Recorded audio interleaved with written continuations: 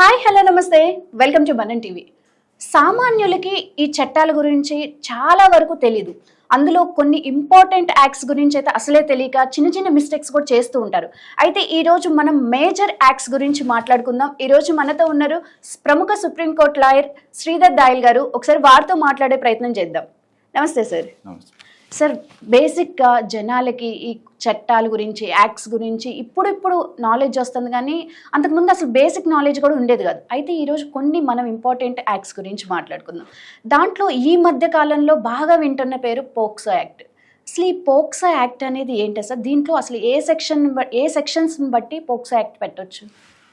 ఇప్పుడు ఈ POCSO act అనేది చిన్నపిల్లల అగేన్స్ట్ సెక్షువల్ అఫెండర్స్ ఎవరైతే అఫెన్సెస్ చేస్తున్నారో దాని గురించి తీసుకురావడం జరిగింది. ఇట్స్ సెంట్రల్ యాక్ట్, అంటే పార్లమెంట్లో పాస్ చేయడం జరిగింది around 2007 or 10 if I'm not wrong. So ఇందులో ఏంటంటే ఇందులో స్పెషాలిటీ, ఎవరైతే చిన్నపిల్లలు ఎనీబడి బిలో 18 years పర్సన్ని సెక్షువల్గా అబ్యూస్ చేసినా, ఒకవేళ ఎలాంటి క్రైమ్స్ కమిట్ చేసినా కూడా వాళ్ళ అగెయిన్స్ట్ దాని కింద చాలా స్ట్రింజెంట్ పనిష్మెంట్ ఉంటుంది. నార్మల్గా ఒక అడల్ట్ని రేప్ చేయడం వేరు, ఒక చిన్న పిల్లని రేప్ చేయడం వేరు. సో బిలో 18 అంటున్నారు. ఎస్, అడల్ట్ అంటే అబవ్ 18 అమ్మాయిని ఎవరైనా రేప్ చేస్తే దాంట్లో ఆ విక్టిమ్ ఎవరైతే ఉంటారో వాళ్ళని క్రాస్ ఎగ్జామిన్ చేయొచ్చు. ఆ తర్వాత వాళ్ళని ఇన్వెస్టిగేషన్లో బాగా ఇంటరాగేట్ కూడా చేయొచ్చు. అంటే ఏదన్నా అంటే ట్రూత్ తెలుసుకోవడం కోసం పోలీస్ వాళ్ళు అబద్ధం చెప్తున్నారా నిజం చెప్తున్నారా అన్న వాటికి కన్ఫ్రంట్ చేస్తారు. ఫ్యూచర్లో లాయర్స్ కూడా కన్ఫ్రంటేషన్ చేస్తారు, క్రాస్ ఎగ్జామినేషన్ అంటారు కోర్టులో. ఇవన్నీ పాసిబిలిటీస్ ఉన్నాయి. కానీ వేరాజ్ ఇన్ పాక్సో యాక్ట్ అలాంటివి ఏమీ ఉండవు. ఇందులో ఒక విక్టిమ్ ఇచ్చే స్టేట్మెంట్, చిన్న పాప అయినా సరే, 18 years అమ్మాయి అయినా సరే, 16-year-old గర్ల్ అయినా సరే, ఒక పర్సన్ నాతోటి రేప్ చేశాడు, ఆ రేప్ డెఫినేషన్ మళ్ళీ చెప్తాను, చేశాడు అని చెప్పింది అంటే దట్ ఈస్ ద ఎండ్ అనమాట. ఆ పర్సన్ లైఫ్ ఎండ్ అయినట్టే. ఎందుకంటే అతను ఇమీడియట్గా అరెస్ట్ అవ్వాలి, ఎఫ్ఐఆర్ ఇమీడియట్గా బుక్ అవుతుంది, అరెస్ట్ కంపల్సరీ ఉంటుంది ఇమ్మీడియట్గా. ఆ తర్వాత బెయిల్ అనేది దొరకదు, అందులో నెక్స్ట్ బెయిల్ రాదు, నెక్స్ట్ ఇంపాసిబుల్. ఆ తర్వాత చాలా రేర్ కేసెస్లో, చాలా రేర్, ఆ తర్వాత బెయిల్ రాదు, విత్ ఇన్ ఫాస్ట్ ట్రాక్ కోర్టుకి వెళ్ళిపోతుంది. పాక్సో కోర్ట్ అంటే fast track, with in 6 months complete చేయాలి. ఒక్కొక్కసారి 3 monthsలో కూడా వర్డిక్ట్ వస్తుంది. ఇక్కడికి వెళ్ళి ఇమ్మీడియట్గా అతన్ని compulsory 10 to 20 years minimum punishment ఇవ్వడం జరుగుతుంది. లైఫ్ మ్యాక్సిమం లైఫ్ పడుతుంది, కానీ 10 to 20 years can be minimum. అందులో మీరు అడిగిన దానికి సెక్షన్ 6 అని ఉంది, దాన్ని రేప్ అన్నది డిఫైన్ అయింది అందులో. సో అందులో ఏంటంటే ఎవరైనా చిన్న బిలో 18-year మైనర్స్ తోటి రేప్ చేస్తారో, కమిట్ చేస్తారో, it can be male or minor also, not only female, male minor అయినా సరే రేప్ కమిట్ చేస్తారో వాళ్ళకి 10 years పనిష్మెంట్ సెక్షన్ 6 ద్వారా. అదే సెక్షన్ 8 అంటే దాన్ని అగ్రవేటెడ్ రేప్ అంటారు. అది ఇంకా కొంచెం హీనియస్గా చేయడం. చాలామంది రేప్లోనే కొన్ని ఇంకా చాలా క్రియేటివ్గా వెళ్ళి ఇంకా చాలా డెవిలిష్ బిహేవియర్ తోటి అవి some kind of foreign objects పెట్టడము, అలాంటివి చేస్తూ పర్వర్ట్స్ ఉంటారు. అలాంటివి చేస్తూ చాలా చూసాం మనం. నిర్భయ అని ఇక్కడ చూసాం, దిశ అని అక్కడ ఇక్కడ అన్ని జరిగినాయి. అలాంటి వాటి కోసం స్పెషల్గా పెట్టిన సెక్షన్ అది సెక్షన్ 8. అందులో మినిమం 20 years ఉంటుంది. ఆ తర్వాత ఇందులో మన డాక్టర్ గారు ఇచ్చే రిపోర్ట్కి కానీ, మెడికల్ రిపోర్ట్స్కి కానీ, ఆ తర్వాత దేనికి కూడా అంత ఇంపార్టెన్స్ ఉండదు. ఓన్లీ విక్టిమ్ స్టేట్మెంట్ బేస్ చేసుకునే 20 years కన్విక్షన్ పడుతుంది. అంత స్ట్రింజెంట్ యాక్ట్ ఇది. ఇందులో క్రాస్ ఎగ్జామినేషన్ చేయడానికి కూడా ఉండదు. సార్, ఒకవేళ అటెంప్ట్ చేసిన వ్యక్తి బిలో 18 అయితే అయినా సరే పడుతుంది. అతనికి జువెనైల్ జస్టిస్ యాక్ట్ కవర్ అవుతుంది కాబట్టి అయినా సరే పాక్సో అతను బుక్ అవుతుంది. తర్వాత అతన్ని 16 to 18 మధ్యలో ఉన్నాడు అతను అంటే, సో అతన్ని ఏం చేస్తారంటే అడల్ట్ లాగా ట్రీట్ చేస్తారు. ఇప్పుడు ఇదే పాయింట్ మీద సుప్రీంకోర్టు కూడా ఏమంటోందంటే గవర్నమెంట్ ఆఫ్ ఇండియాని కన్సిడర్ చేయమంటోంది. 16 to 18 పిల్లలు స్కూళ్ళల్లో ఇవాళ రేపు అఫేర్స్ పెట్టుకుంటున్నారు కాలేజెస్లో. పాక్సో యాక్ట్ ఇంట్లో తెలియగానే ఆ పాక్సో బుక్ చేసేస్తారు. అదర్ సైడ్ పర్సన్ కెరియర్ అంతా నాశనం అయిపోతుంది. అందులో కన్సెంట్ అనేది కూడా ఉండదు. ఇప్పుడు ఒకవేళ మీరు ఒక 18-year-old అమ్మాయి దగ్గరికి వెళ్ళి, బిలో 18 అమ్మాయి తోటి, she's interested to come along with you, she's interested to go to any extent and have a relationship with you అనుకుందాం, మ్యూచువల్ రిలేషన్షిప్ అయింది. The person may be 25, 40 or 50 also, doesn't matter. ఒకవేళ అయినా సరే it is considered as rape and ఇందులో stringent punishment ఉంటుంది, 20 years compulsory punishment ఉంటుంది. Plus ఇందులో cross examination అనేది ఉండదు. ఇందులో క్రాస్ ఎగ్జామినేషన్ చెయ్యాలి అంటే ఏమైతే క్వశ్చన్స్ ఉన్నాయో అవన్నీ రాసి జడ్జి గారికి ఇవ్వాలి. ఇన్ కెమెరా ప్రొసీడింగ్స్ అంటారు. కోర్ట్ హాల్ అంతా కూడా క్లోజ్ చేసేస్తారు, మొత్తం అన్ని విండోస్ డోర్స్ అన్ని. ఓన్లీ ఫీమేల్ జడ్జెస్ ఉంటారు, విమెన్ జడ్జెస్ ఉంటారు, విమెన్ లాయర్స్ ఆర్ అలౌడ్. ఆ తర్వాత ఎవరైనా క్వశ్చన్స్ ఏమైనా అడగాలన్నా కూడా పాపని బిలో 18 మైనర్ని జడ్జి గారే అడుగుతారు. Lawyer cannot ask any questions.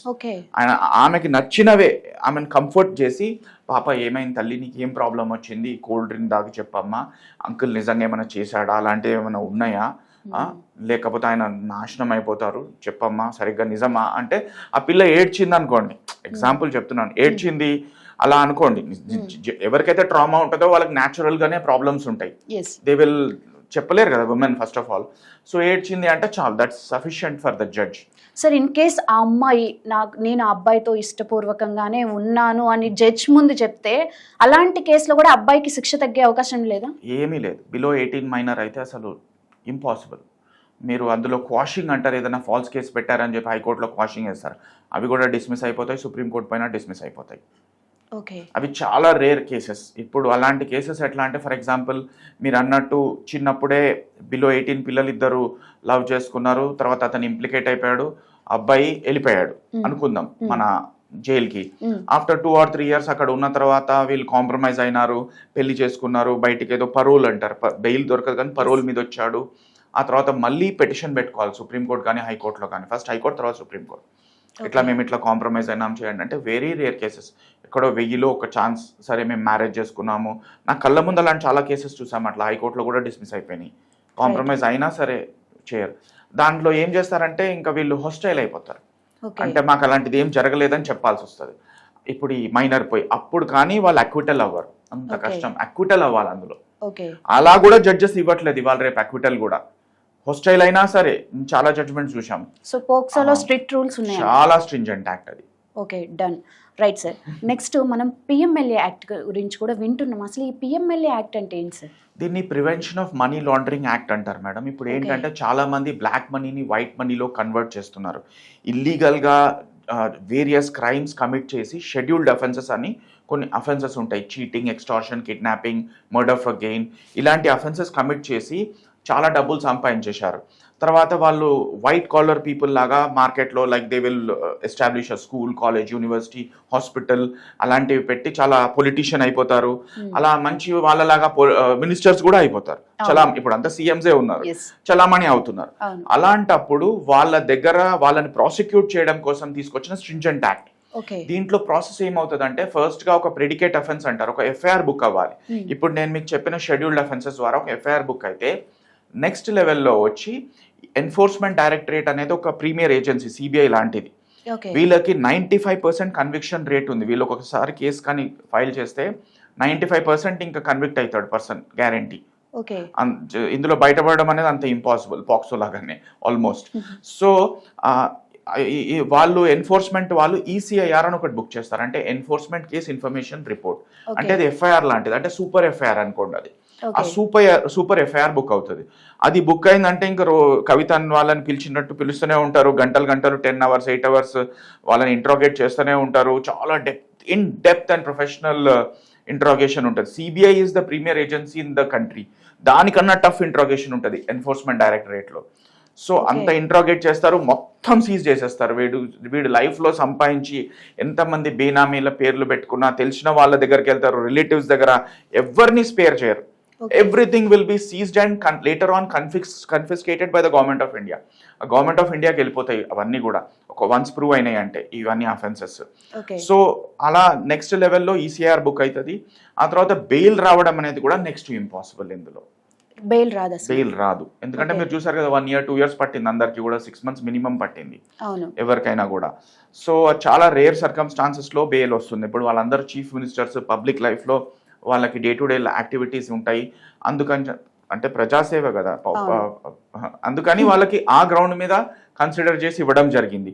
నేను చూసిన వాళ్ళు చాలా మంది కంపెనీ వాళ్ళు ఉన్నారు, వాళ్ళ మీద ఎన్ఫోర్స్మెంట్ కేసెస్ బుక్ అయిన వాళ్ళు సుప్రీంకోర్టులో కూడా ఇప్పటి వరకు బెయిల్స్ రావట్లేదు, హైకోర్టులో కూడా. సార్ కానీ జనాల్లో ఏం డౌట్ ఉంటుందంటే, మేము కామన్ మ్యాన్ ఒక 10 లక్షలు ఇలాంటి మనీ లాండరింగ్ చేస్తే కానీ అన్ని కేసులు బాగానే అప్లై చేస్తారు, ఇలా మంచి పొజిషన్లో ఉన్న వాళ్ళు కోట్లు టర్న్ ఓవర్స్ చేసే వాళ్ళకి మటుకు ఎలాంటి కేసులు ఉండవు, ఎలాంటి లీగల్ యాక్టివిటీస్ ఉండవు అని నమ్ముతారు కదా, వాళ్ళకి ఏం చెప్తారు మీరు?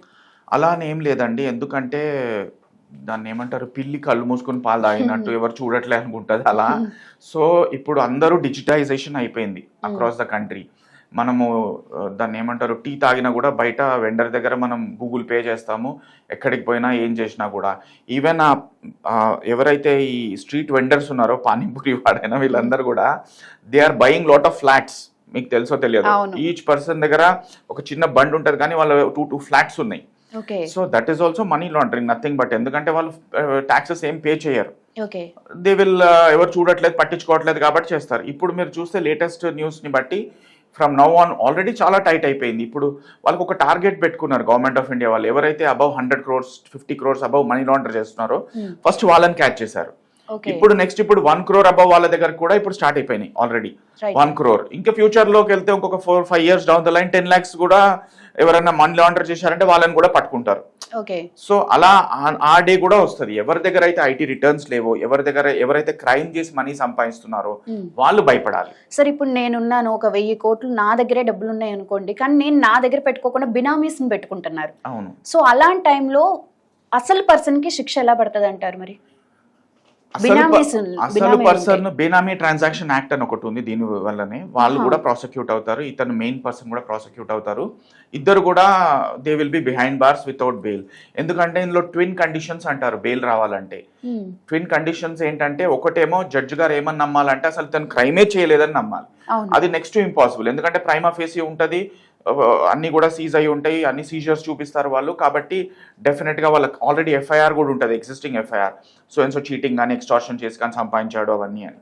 సో జడ్జి గారు కూడా నమ్మరు. సెకండ్ ఏంటంటే, ఇతనికి బెయిల్ ఇస్తే ఇతను పారిపోకూడదని నమ్మాలి జడ్జి. ఎందుకు నమ్ముతాడు? వీడు ఎవరో జడ్జి గారికి తెలియదు. ఇతనికి బెయిల్ ఇస్తే డెఫినెట్ గా పారిపోతాడు. ఆల్రెడీ చాలా మంది పారిపోయారు కదా. దానికోసం ఫ్యూజిటివ్ అఫెండర్స్ యాక్ట్ అని కూడా ఒకటి ఉంది. ఎవరైతే ఇలాంటి ఫైనాన్షియల్ క్రైమ్స్ చేసి పారిపోతారో వాళ్ళకు ఇంకొక సెపరేట్ యాక్ట్ కూడా ఉంది. ఓకే.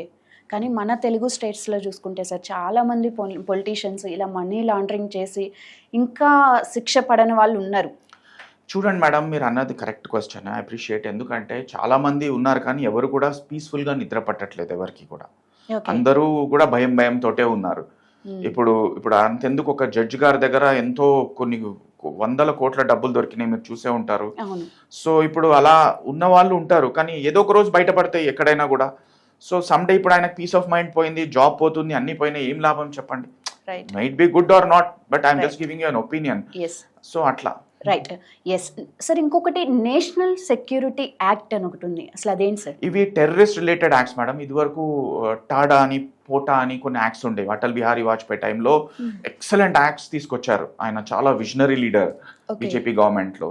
సో ఇప్పుడు ఈ చెప్పిన యాక్ట్స్ అన్ని కూడా ఆయన పెట్టినవే. సో ఎవరైతే ఈ టెర్రరిస్ట్ ఉన్నారో, మన దేశానికి అగెయిన్స్ట్ క్రైమ్స్ చేస్తున్నారో వాళ్ళ మీద స్ట్రింజెంట్ పనిష్మెంట్ ఉండాలని టాడా పోటా తేవడం జరిగింది. అందులో సంజయ్ దత్ కూడా ఇరుక్కున్నాడు. ఆయన కూడా 4-5 years శిక్ష పడింది, అనుభవించి బయటకు వచ్చాడు. అదొక ఆస్పెక్ట్. తర్వాత ఏం చేశారంటే ఈ రెండు రిపీల్ చేసేసారు. సుప్రీంకోర్టు అన్నది చాలా ప్రతి ఒక్కరిని పోటా టాడాలో పెట్టుకున్నారంటే ఇలానే ఇంకా అసలు బెయిల్ దొరకదు, డైరెక్ట్ శిక్ష పడుతుంది, ఫాస్ట్ ట్రాక్ కోర్టులోకి వెళ్ళిపోతాడు. ఎన్ఐఏ కోర్ట్స్ అన్ని డెసిగ్నేటెడ్ కోర్ట్స్ ఉన్నాయి. ఎన్ఐఏ అనేది ప్రీమియర్ ఇన్వెస్టిగేటింగ్ ఏజెన్సీ, సిబిఐ లాగా, ఈడీ లాగా. అది ఇంకా డేంజరస్ ఇంట్రాగేషన్ ఉంటుంది అక్కడ. 24/7 త్రూ అవుట్ ద ఇయర్ నడుస్తూనే ఉంటుంది ఇంట్రాగేషన్ వాళ్ళ దగ్గర. అట్లా ఉంటుంది వాళ్ళ ట్రైనింగ్, వాళ్ళ ప్రాసెస్ అంతా కూడా. సో వాళ్ళు ప్రాసిక్యూట్ చేస్తారు. ఇప్పుడు వాళ్ళు ఏమన్నారంటే, ఈ యూఏపీఏ అనేది ఒక యాక్ట్ ఆల్రెడీ ఉంది, నేషనల్ సెక్యూరిటీ యాక్ట్ అని, అన్లాఫుల్ యాక్టివిటీస్ ప్రివెన్షన్ యాక్ట్ అని. దాన్నే ఇంకా కొంచెం టీత్ ఇచ్చారు, దాన్ని కొంచెం అమెండ్మెంట్స్ చేసి స్ట్రాంగ్ చేసేసి పోటా టాడా రిపీల్ చేశారు, అంటే తీసేశారు. సో ఇప్పుడు ఈ ఎన్ఎస్ఏ యాక్ట్ లో ఏమైందంటే, ఇప్పుడు ఎగ్జాంపుల్ కి మీకు అమృత్ పాల్ సింగ్ అని ఒక ఖలిస్తానీ టెర్రరిస్ట్ ఉన్నాడు. ఖలిస్తాన్ అంటే మాకు ఒక సెపరేట్ కంట్రీ కావాలని పంజాబ్ ఎప్పటి నుంచో ఫైట్ చేస్తుంది, కొన్ని 60-70 years నుంచి. ఎట్లయితే పాకిస్తాన్ ఫైట్ చేసి తీసుకుందో అలా మాకు కంట్రీ కావాలి అని, సెపరేట్ కంట్రీ దే వాంట్. కానీ that is against the policy of government of India always throughout. So definitely they are declared as terrorist outfits. So వాళ్ళు ఇప్పుడు కెనడాకి, యూకేకి, యూఎస్కి వెళ్ళి సెటిల్ అయిపోయారు. There all big shots. చాలా ఫండ్స్ అక్కడ నుంచి ఇండియాని డీస్టెబిలైజ్ చేయడానికి ఇండియాకి పంపించి, అమృత్ పాల్ సింగ్ అన్న అతను కొన్ని లాక్స్ ఆఫ్ పీపుల్ తోటి పంజాబ్ లో ప్రొటెస్ట్ చేసి గన్స్ తోటి ఓపెన్ గా తిరిగి మాకు ఇది కావాలి అని చాలా గోలగోలు చేశాడు. అక్కడ కాంగ్రెస్ గవర్నమెంట్ ఉండింది ఆ టైంలో. అయితే ఆ తర్వాత అమిత్ షా గారు కూడా స్ట్రింజెంట్ యాక్షన్ తీసుకోవడానికి ఎన్ఎస్ఏ ఇన్వోక్ చేస్తే ఆయన తీసుకుపోయి ఎక్కడో అస్సాం డిబ్రూగఢ్ జైల్లో పడేశారు. ఇప్పుడు no bail, no parole, no ఏముండదు. అలానే So, ఒక మోర్ దాన్ 2 years నుంచి అక్కడే ఉన్నాడు ఆయన. ఈ యాక్ట్ లో అసలు బెయిల్ అనేది ఉండదా సార్? ఉండదు. ఎన్ఎస్ఏ కానీ యూఏపీఏ కానీ ఇంపాసిబుల్ బెయిల్ దొరకడం అనేది. ఓకే. ఇందులో ఒకసారి ఇన్వోక్ అయినాయి అంటే, స్ట్రాంగ్ సెక్షన్స్ ఇన్వోక్ అయినాయి అంటే మినిమం 1 year 2 years డిటెన్షన్ అవుతారు. తర్వాత వాళ్ళని ఎక్స్టెన్షన్ చేసుకుంటూ పోతారు. ఓకే సార్, ఇప్పుడు మనకి మన లా ఎలా ఉంటుందంటే 100 మంది క్రిమినల్స్ బయటికి పోయినా పర్లేదు, ఒక్కళ్ళు మట్టికి తప్పు చేయని వాళ్ళకి ఏం కాకూడదు అని అనుకుంటారు. కానీ ఇలాంటివి వాటిల్లో ఇన్ కేస్ బై మిస్టేక్ వాళ్ళు ఇరుక్కుంటే ఎవరైనా అమాయకుడు, అసలు ఎలాంటి ఎంక్వైరీ చేస్తారు ఇలాంటి యాక్ట్స్లో? మేడం, ఎంక్వైరీ అనేది మీరు అడిగింది కరెక్టే. ఎందుకంటే పోలీస్కి, సిబిఐకి, ఎన్ఐకి చాలా పవర్స్ ఉంటాయి. There is no fire no smoke అన్న పాలసీ కూడా ఉంటుంది. అసలు ఫైర్ లేని స్మోక్ రాదు. సో వాళ్ళ తప్పు అస్సలు లేకుండా అనేది ఉండదు, కొంచెమన్నా ఉంటుంది. చాలా అంటే ఎలా అంటే, ఇప్పుడు నా ఇంటికి ఒక అబ్బాయి వస్తాడు, నా ఫ్రెండ్, పాత ఫ్రెండ్, టెర్రరిస్ట్ అయిపోయాడు అనుకుందాం. వచ్చాడు, అన్న నేను ఇవాళ నైట్ పడుకుంటాను, మార్నింగ్ వెళ్ళిపోతాను, నాకు ఫ్లైట్ ఉంది అంటాడు. సరే పడుకో అంటాం, వస్తాడు, ఉంటాడు, వెళ్ళిపోతాడు. రేపు పొద్దున అక్కడ అతను దొరికాడు ఏదో వెపన్స్ తోటో సంథింగ్. ఇప్పుడు డెఫినెట్ గా నేను కూడా ఇరుక్కున్నట్టే కదా. నన్ను తీసుకుని నాకు సంబంధం లేదు అతను ఏం చేశాడో నేను ప్రూవ్ చేసుకోవడానికి నాకు 10-15 years పడుతుంది. Unfortunately this is what is the system. Sir, ఇప్పుడు మీరు చెప్పిన దాన్ని కొంచెం ఎక్స్టెండ్ చేసి నాకు ఇంకో డౌట్ ఉంది. ఇప్పుడు మన ఆధార్ కార్డు, పాన్ కార్డ్స్ ఎక్కడ పడితే అక్కడ ఇస్తున్నాం. సో అవి ఎక్కడైనా యూజ్ చేస్తే, ఎవరైనా మిస్యూజ్ చేస్తే మరి ఎలాంటప్పుడు ఎలా అంటారు? డెఫినెట్ గా అందులో మిస్యూజ్ అయినా కూడా ఫైనాన్షియల్ క్రైమ్స్ చాలా కేసెస్ వచ్చినాయి నా దగ్గరికి ఇలాంటివి. వాళ్ళు మీకు మీ ఆధార్, పాన్ కార్డ్ మాకు ఇస్తే, చాలా మంది గర్ల్స్ కూడా వచ్చారు, యంగ్ గర్ల్స్ మీలాగా, మీకు 25,000 50,000 per month ఇస్తామండి అంటే వాళ్ళకి ఏం తెలుస్తుంది? హాస్టల్లో ఉండే పిల్లలు.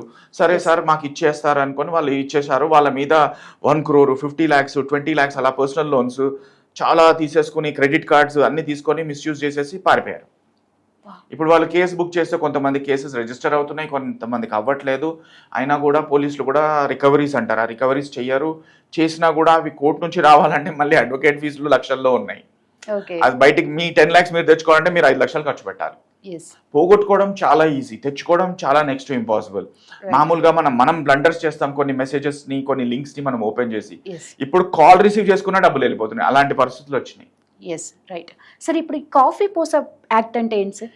ఇది ఏంటంటే, ఇది COFEPOSA it's like smuggling related act అండి. ఇది ప్రివెన్షన్ ఆఫ్ స్మగ్లింగ్ రిలేటెడ్. ఇందులో మీకు యాక్ట్రెస్ రన్యా రావు అని వినే ఉంటారు. ఆమె అరెస్ట్ అయ్యారు. She is relative to some director general of police rank officer కి, ఆమె రిలేటివ్ కూడా. ఈమె అరెస్ట్ అయినందుకు ఆయనకు కూడా ప్రాబ్లం అయింది. సో ఈమె some crores worth of smuggling చేసింది, ఎక్కడో ఒక దాంట్లో దొరికిపోయింది ఫైనల్ గా. So now she is lodged in Karnataka Parappana Agrahara jail అంటారు, బెంగళూరులో. అక్కడ ఉన్నారు ఆమె. 1 year almost close to 1 year అవుతుంది ఇది యాక్ట్ ఇన్వోక్ చేసి. ఇప్పటిదాకా బెయిల్ రాలేదు ఆమెకి.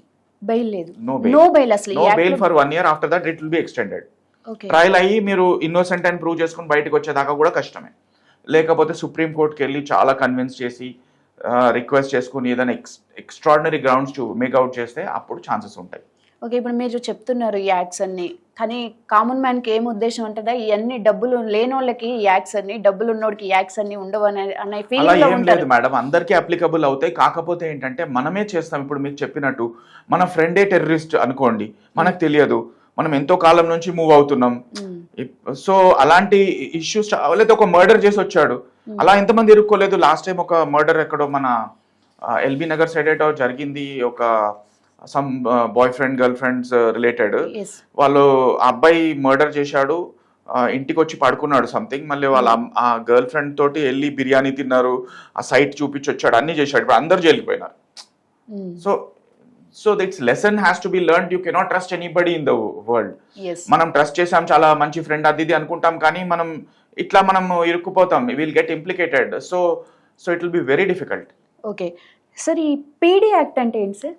ఇది మన దగ్గర ఎక్కువ యూజ్ అవుతుంది అండి, ప్రివెంటివ్ డిటెన్షన్ యాక్ట్. ఇందులో ఏమవుతుంది అంటే, ఇది కూడా చాలా age old act. So draconian act అని సుప్రీం కోర్ట్ కూడా అన్నది.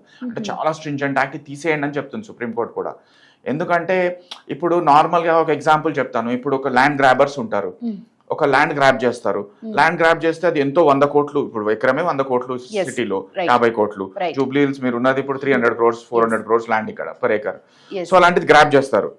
చేస్తే ఏం శిక్ష పడుతుంది అండి? ఓన్లీ ట్రెస్ పాస్ ఏదో బుక్ చేస్తారు.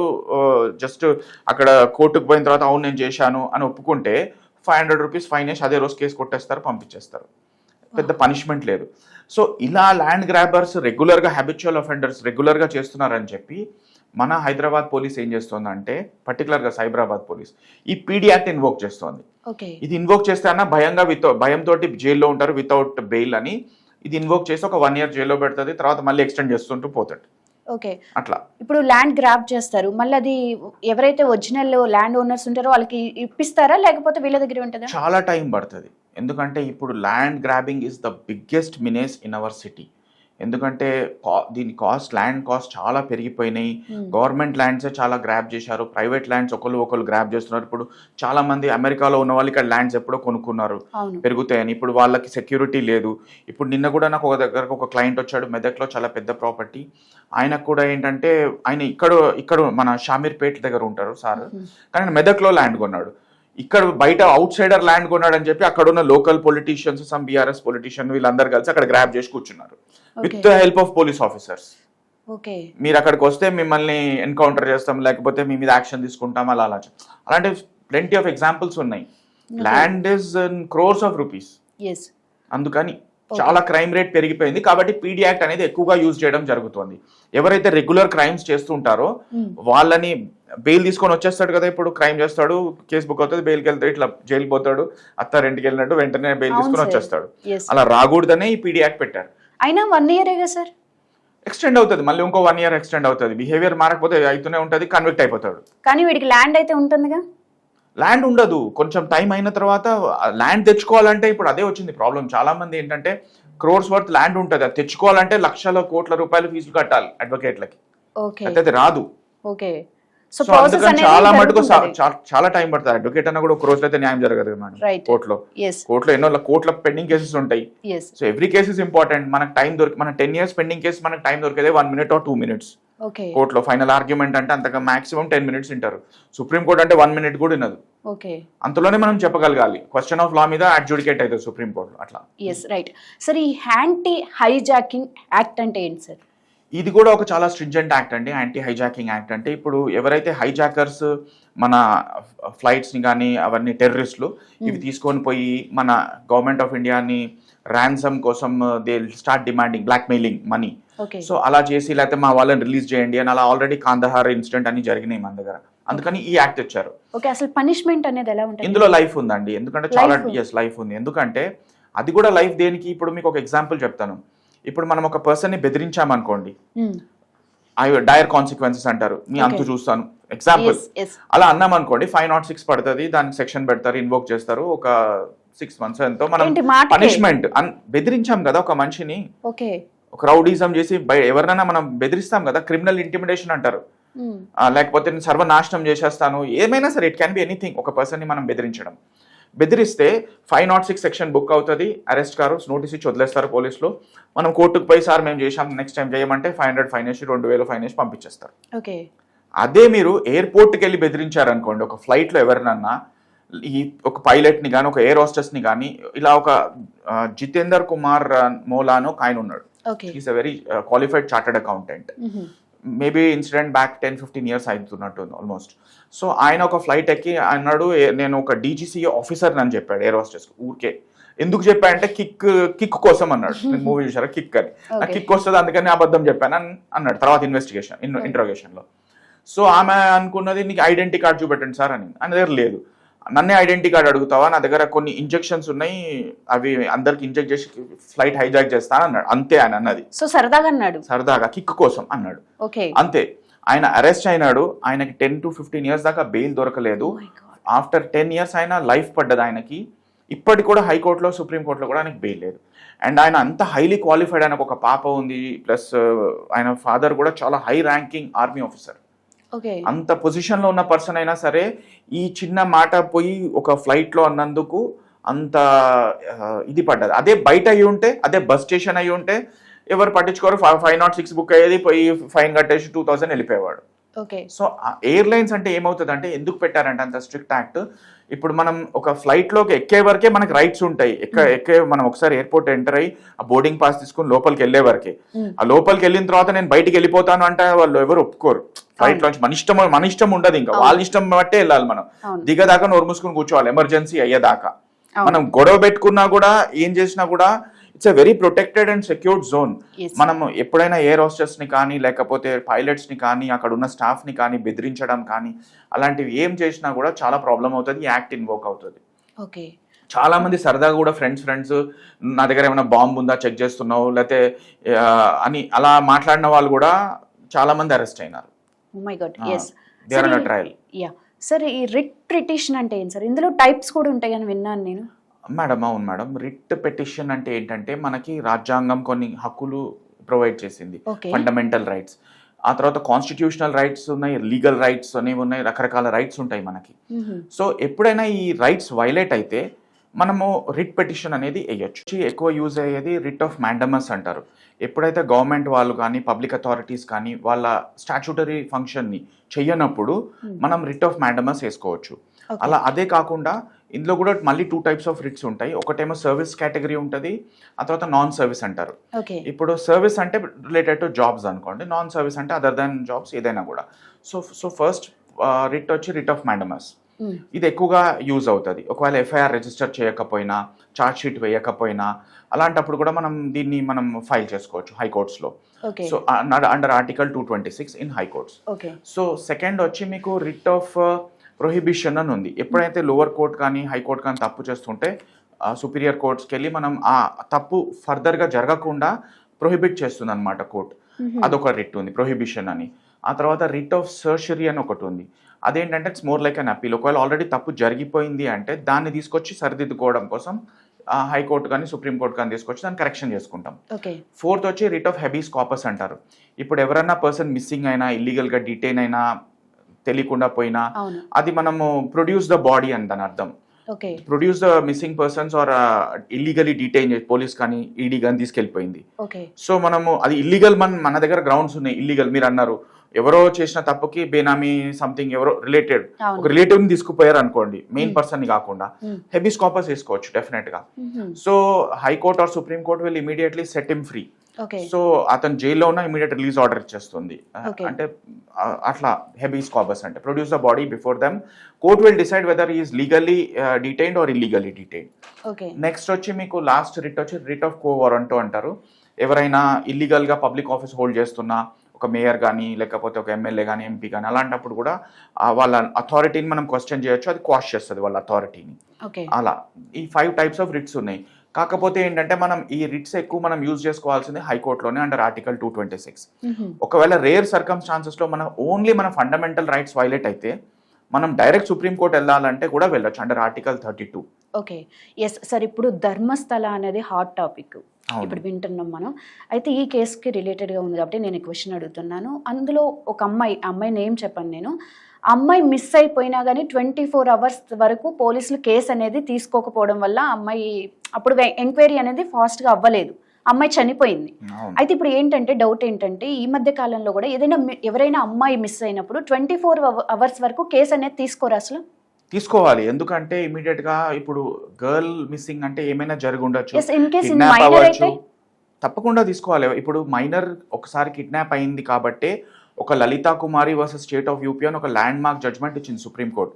అందులో సుప్రీంకోర్టు ఏం చెప్పిందంటే ఎప్పుడైతే ఒక పెద్ద క్రైమ్ రిపోర్ట్ అవుతుందో ఇమీడియట్గా police is duty bound to register an FIR. వాళ్ళు ఒకవేళ రిజిస్టర్ చేయకపోతే వాళ్ళ మీద డిసిప్లినరీ యాక్షన్ ఉండాలి, వాళ్ళని పీకేయమని కూడా చెప్పింది సుప్రీంకోర్టు. వాళ్ళ మీద కంటెంప్ట్ యాక్షన్ ఉంటుంది, అవసరమైతే క్రిమినల్ ప్రాసిక్యూషన్ కూడా చేయమని చెప్పింది. సో ఇలాంటి వాటిల్లో ఈ రిట్ పిటిషన్ అనేది ఉంటుందా మనకి? డెఫినెట్గా. అదే ఇప్పుడు కాగ్నిజబుల్ అఫెన్స్ జరిగింది అంటే ఫస్ట్ ఆఫ్ ఆల్ మనం పోయి పోలీస్ వాళ్ళకి ఒక కంప్లైంట్ రాసి ఇవ్వాలి, రిటర్న్ కంప్లైంట్. వాళ్ళు తీసుకోలేదంటే ఇమీడియట్గా ఒకటి పోస్ట్ చేయాలి, మనం రిట్ వేసేసుకోవచ్చు. అది అర్జెన్సీ అయితే మనం మార్నింగ్ మనం అడ్వకేట్ గారికి ఇన్ఫార్మ్ చేస్తే 10:30కి లంచ్ మోషన్ అని ఉంటుంది. మామూలుగా అయితే మనం ఫైల్ చేసిన 2 daysకో 3 daysకో ఒకసారి 1 week 10 daysకి మనకి రిట్ బెంచ్ మీదకి వస్తుంది, లిస్ట్ అవుతుంది. అర్జెన్సీ ఉంది కాబట్టి మనం అదే రోజు విని అదే రోజు ఆర్డర్ కావాలి, వితిన్ ఫ్యూ అవర్స్ ఆర్డర్ కావాలంటే 10:30కి రిట్ వేస్తే మనకి 2:15కి జడ్జి గారు వింటారు, ఇమీడియట్గా మీకు ఆర్డర్ వచ్చేస్తుంది. ఓకే. ఇప్పుడు మేజర్ అమ్మాయి అనుకోండి, ఫర్ ఎగ్జాంపుల్ ఎవరో ఒకరితో వెళ్ళిపోయింది అనే మాటలు కూడా వినిపిస్తుంది అని మనం ఈ సొసైటీలో వింటూ ఉన్నాము. అది ఇప్పుడు ఒక మేజర్ అమ్మాయే ఉందనుకుందాం, ఆమె ఎలోప్మెంట్ అయింది, అతను నచ్చి అతని బాయ్ ఫ్రెండ్ తోటి వెళ్ళి పెళ్లి చేసుకుంది అనుకుందాం. వాళ్ళ ఫాదర్ వచ్చి కంప్లైంట్ ఇస్తాడు, షీ హెస్ బీన్ కిడ్నాప్డ్ అంటాడు. సరే, police duty bound register kidnapping FIR immediate గా చేయాలి వాళ్ళు. వాళ్ళ ఫాదర్ ఏం క్రైమ్ అలిగేషన్ పెడుతున్నాడో అది రిజిస్టర్ చేయాలి వాళ్ళు. చేసిన తర్వాత ఇన్వెస్టిగేషన్ చేసి వాళ్ళిద్దరిని పట్టుకొని రావాలి. వస్తే వాళ్ళిద్దరు అంటారు, సార్ మేము ఇద్దరం పెళ్లి చేసేసుకున్నాం, వీఆర్ బోత్ మేజర్స్ అంటే they will be set free, that FIR will be closed. ఒకవేళ అలా కాకుండా అతను బై ఫోర్స్ తీసుకెళ్లాడు అని వస్తే he will be charged for what ever offences he has committed. అలా సార్, ఇప్పుడు పిఎంఎల్ఏ యాక్ట్ గురించి మనం ఆల్రెడీ మాట్లాడుకున్నాం. సో దాన్ని కొంచెం ఎక్స్టెండ్ చేసుకుంటే అసలు దీనికి ఫీజు ఎంత ఉంటుంది, ఒకవేళ ఇందులో ఇన్వాల్వ్ అయిన వాళ్ళకి పనిష్మెంట్ ఎలా ఉంటుంది? ఇప్పుడు దీని ఫీజు వచ్చి స్టార్టింగే మినిమం 1 crore ఆన్వర్డ్స్ ఉంది మేడం. హైకోర్టు అయినా సుప్రీంకోర్టు అయినా తక్కువలో ఎవరు చేయట్లేదు. చాలా మంది ఏంటంటే ఒకసారి ఈ పిఎంఎల్ఏ యాక్ట్ ఈ అఫెన్సెస్ కమిట్ చేసి ఆల్రెడీ అక్యూజ్డ్ ఎవరైతే ఉంటారో నిందితులు ఎవరైతే ఉంటారో వాళ్ళ దగ్గర డబ్బులు అనేవి లేవు. నేను చాలా మందిని చూశాను, వాళ్ళవన్నీ ప్రాపర్టీస్ కన్ఫిస్కేట్ అయిపోయినాయి, సీజ్ అయిపోయినాయి. వాళ్ళ దగ్గర డబ్బులు కూడా చాలా కష్టం మీద వాళ్ళు హైకోర్టుకి రావడం జరుగుతుంది. వాళ్ళు కూడా జస్టిస్ కోసం పోరాడుతున్నారు. సో వాళ్ళు కూడా చాలా మంది 14% పోరాడుతున్నారు. ఎందుకంటే అడ్వకేట్స్ ఎక్కడికి పోయినా కూడా క్రోర్స్లోనే ఉంది దీని ఫీజు. ఇప్పుడు సుప్రీంకోర్టు అయినా హైకోర్టు అయినా హైయెస్ట్ ఫీజు వచ్చి నేను విన్నది ఏంటంటే అభిషేక్ మను సింఘ్వి గారు 1000 crores ఛార్జ్ చేశారు అన్నది టాక్ అనమాట, సుప్రీంకోర్టు టాక్ అది. అవును, మన కవిత గారికైనా, అరవింద్ కేజ్రీవాల్ గారికైనా, మళ్ళీ హేమంత్ సోరెన్ అని చీఫ్ మినిస్టర్ ఉన్నారు, వీళ్ళందరి గురించి వీళ్ళ ఫైట్ చేయడం కోసమైనా సిద్ధార్థ్ లూత్రా గారు, వీళ్ళందరూ కూడా senior designate advocates. So they are all subject matter experts కూడా ఈ పిఎంఎల్ఏ దాంట్లో. అందుకని వాళ్ళ ఫీజ్ ఇస్ వెరీ హై. అంటే ఎంత లాండరింగ్ చేస్తే దాన్ని బట్టి ఆ బడ్జెట్ ని బట్టి ఫీజు ఉంటుందా, లేకపోతే ఒక బడ్జెట్ అనేది ఫిక్స్ అయి ఉంటారా? డెఫినెట్ గా. ఇప్పుడు ఒక కేసు వచ్చి ఇప్పుడు లిక్కర్ స్కామ్ ఇప్పుడు ప్రెసెంట్ ఏపీలో జరుగుతోంది, దాన్ని 3,000 కోట్లు అన్నారు. ఇప్పుడు ఫ్యూచర్ లో ఇప్పుడు ఆల్రెడీ మిథున్ రెడ్డి అరెస్ట్ అయినాడు. ఒకవేళ మిథున్ రెడ్డి గారికి బెయిల్ కావాలంటే మినిమం ఆయన 50-100 కోట్లు పెట్టండి బయటికి రాడు. అది పెడతారు, అందరూ టాప్ నాచ్ పీపులే వస్తారు. ఇప్పుడు అట్లా అంటే చంద్రబాబు గారి కేసులో కూడా మన సిద్ధార్థ్ లూత్రా గారు 2 months అక్కడ నుంచి ఇక్కడికి వచ్చి ఇక్కడే కోర్ట్స్లో ఫైట్ చేసుకుంటూ కూర్చున్నారంటే ఆయన ఫీజు ఎంత ఉంటుందో ఆలోచించండి. 2 months స్పెండ్ చేశారంటే ఈజీగా 500,000 crores ఉంటుంది ఆయనకు కూడా. అంటే ఆయన పర్ డేనే వాళ్ళు ఒక 50 crores 100 crores సంపాదిస్తారు. పర్ అపియరెన్స్ 2 crores 1 crore అట్లా ఉంటుంది వాళ్ళ ఫీజు. అట్లా 10, 20, 30 మ్యాటర్స్ ఉంటాయి పర్ డే వాళ్ళకి. అది రీచ్ అయినా అవ్వకపోయినా వాళ్ళ ఫీజు వాళ్ళకి వచ్చేస్తూనే ఉంటది. బెయిల్ వచ్చినా రాకపోయినా జడ్జి అడ్జర్న్మెంట్ ఇచ్చినా వాళ్ళకి 5 కోట్లు కట్టాల్సిందే. అట్లా ఉంటది. అసలు పనిష్మెంట్ ఎలా ఉంటుంది సార్ వీళ్ళకి? పనిష్మెంట్ అనేది మీకు చెప్పాను కదా మేడం, 95% కన్విక్షన్ రేట్ ఉంది ఎన్ఫోర్స్మెంట్ డైరెక్టరేట్ కేసెస్ లో, సిబిఐ కేసెస్ లో. పాక్సో కేసెస్ అయితే 99% కన్విక్షన్ రేట్. ఇప్పుడు నార్మల్ ఐపీసీ ఇప్పుడు బిఎన్ఎస్ అయింది, అందులో 99% అక్విటల్. 1 in 100 రేర్గా వింటాం 1 in 1000 కన్విక్ట్ అయినాడు అని. నేను మీకు చెప్పాక ఎంత పెద్ద క్రైమ్ చేసినా కూడా ఫైన్ కట్టేసి 1000-500 కట్టేస్తారు, సారీ మై లార్డ్ అంటారు, వెళ్ళిపోతారు. జడ్జి గారు కూడా సరే పోనీ నెక్స్ట్ టైం ఛాన్స్ ఇద్దాంలే అనుకుంటారు. అట్లా ఇప్పుడు ఆ రోజులు పోయినాయి.